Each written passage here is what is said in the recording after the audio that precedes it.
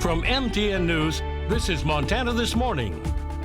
Well, the elk rut is on in Yellowstone National Park. Coming up, see what happens when animals with huge, dangerous antlers move in on human hangouts.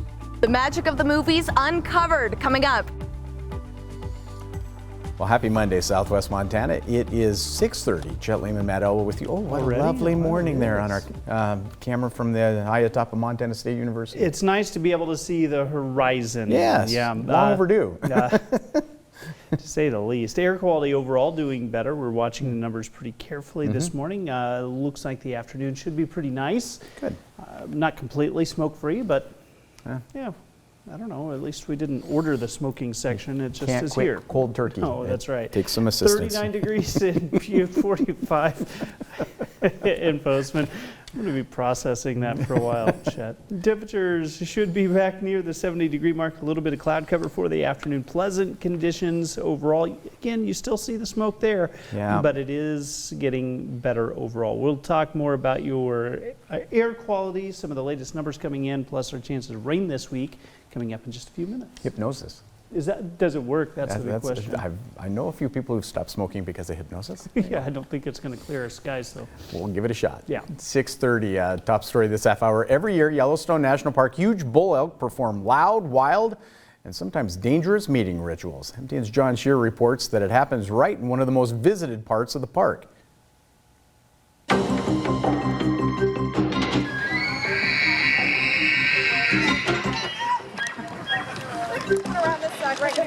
It's really cool. It's something I've never seen anywhere. Yeah. Are you scared at all? Kinda. I am actually. You know, I mean, it's nice to be scared. Did you just hear that? Yeah. It's right there.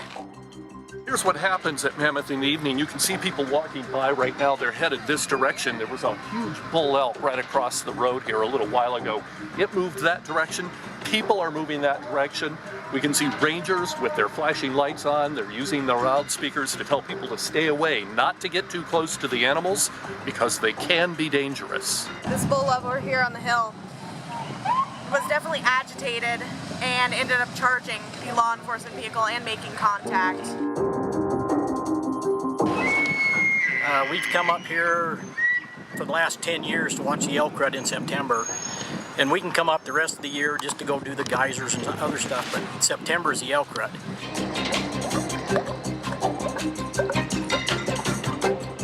The mating rituals and stuff and fighting with the other bulls is pretty cool. Yeah, what'd you think of having to run from the corner over here a little while ago? Got my heart beating a little bit. Please continue moving, take us by the designated parking spot and remain inside of your vehicle. Thank you. Males will bugle. So the male will take its antlers and it'll scrape it in the ground. And so a lot of times they're on their phone, they don't realize how close they are, and they can put themselves in a dangerous situation. And that elk feels threatened because there's something unknown in its territory.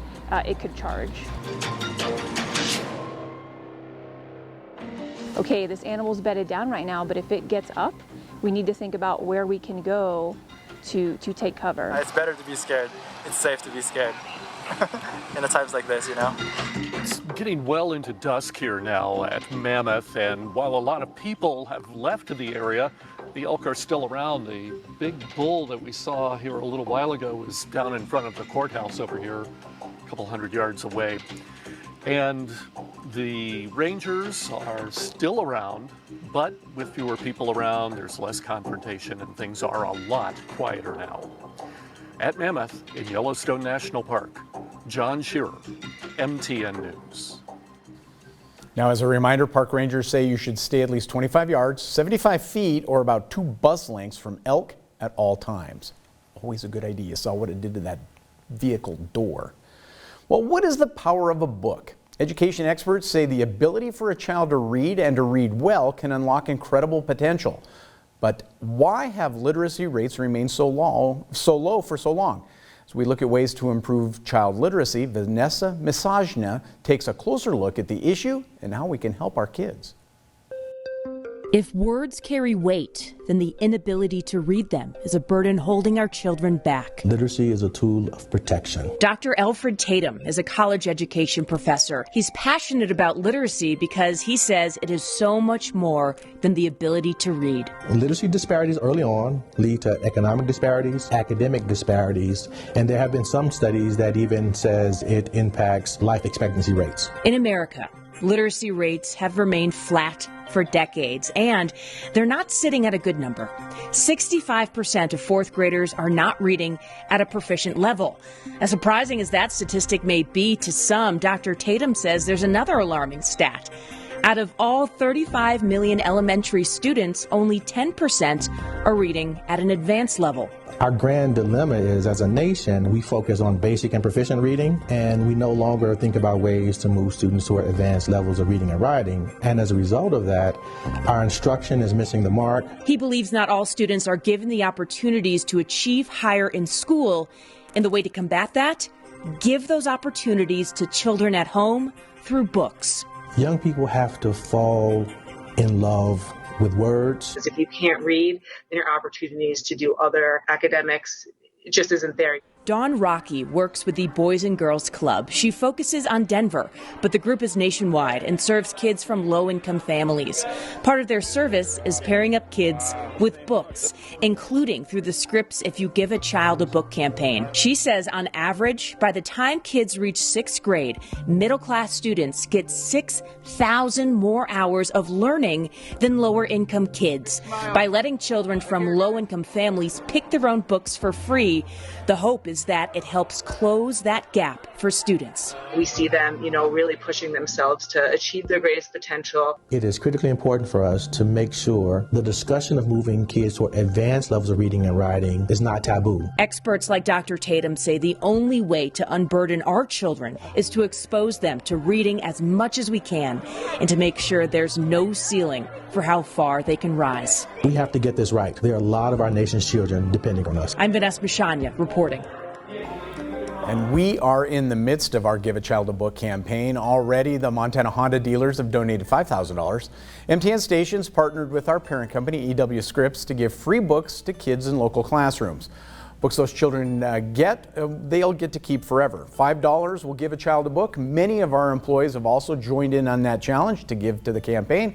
Here's how you make a donation. At the top of our website, you'll see more about the difference books can make for children, and then you'll find a donate button. Click on it. It's that simple. If you give a child a book. 6:37 now. Filming for more than 400 hours can be exhausting, but then revisiting that footage, sifting through for that perfect cut, well, that's a job filmmakers around the world. MTN's Jane McDonald caught up with a couple of filmmakers that made their way to Bozeman's Film Festival. I think we all have that special memory growing up sitting in a movie theater and watching the lights go down. But what about from a filmmaker's point of view? The hours, weeks, and sometimes even years it takes to get that perfect final cut onto the screen.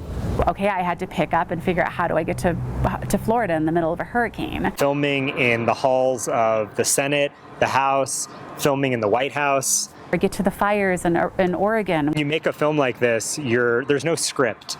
There's no screenplay. We didn't know Van was going to work with Jared Kushner. We didn't know that this would become a bill. We didn't know Trump would sign it. Two films alike in theme, change.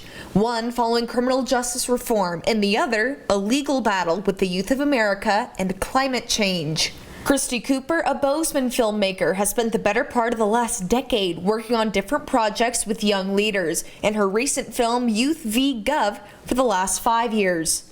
To some degree, I would say the common thread is not really always knowing where your story is going. You may start out following the story, thinking that it's going in a certain direction, and it changes, and that's part of the beauty of following a live story. Changing gears to a topic that swept headlines across the nation. Prison reform, a topic Lewis Reed knows all too well. I'm a father, I'm a husband, I'm a son, I'm a licensed clinician in the state of Connecticut. I have a master's degree in clinical counseling. I have a bachelor's degree in psychology, and I also have a bachelor's degree in criminal justice, all of which I earned while I was incarcerated. It's not how you start, it's how you finish. So you might trip, but so long as you regain your footing, you recalibrate, and you finish strong, that's all that matters. It is the rare kind of film that does not speak to partisan lines. It's a film meant for an American audience. The First Step and Youth v. Gov are just a couple of the films that will be shown at the Bozeman International Film Festival. In Bozeman, Jane McDonald, MTN News. Sing it. Her favorite character is Frozen. She loves everything in her room is Frozen. Her comforter, her walls. Zoe is a 14-year-old girl with autism who wasn't very communicative when she first came to Aware 2 years ago. We have made great progress with her since she's been with us. She, if you notice, she'll sing for you. Now, when we first got her, she wouldn't. She repeats some words but wouldn't do a lot of anything for us. Zoe is looking for a family who can give her structure.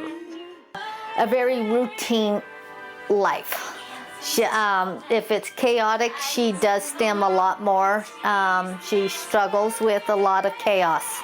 So a very structured life would be the ideal family. Those who know and work with Zoe say she warms their hearts. She's so sweet and loving.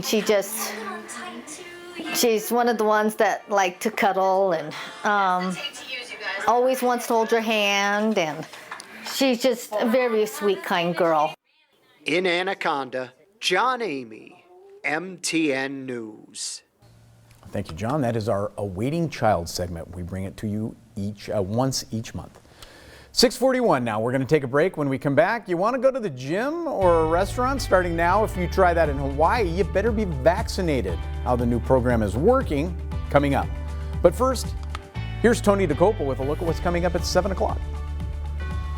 Good morning. Ahead on CBS Mornings, the nation's largest school district returns to in-person classes. You're going to hear from parents frustrated with the lack of remote learning options during a wait for an approved vaccine for kids. Also, a CBS News investigation examines digital extortion targeting popular social media accounts. We'll tell you how the cyber criminals' activity may even have a tragic consequence in one particular case. And one of the youngest speakers ever to give a TED Talk tells us why a game of peekaboo could change the world. She's very convincing. All that and more at 7.